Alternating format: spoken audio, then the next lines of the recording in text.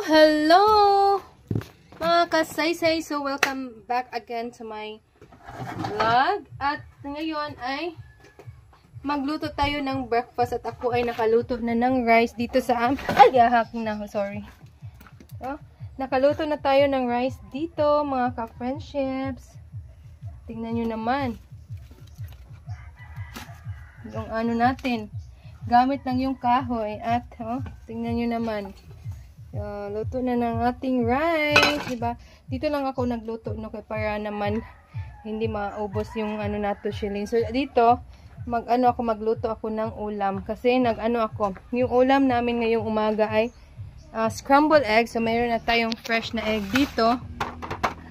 At of course, hindi mawawala yung mamsa na bula. Napakasarap nito, guys. Very yummy. At of course, hindi mawawala yung gulay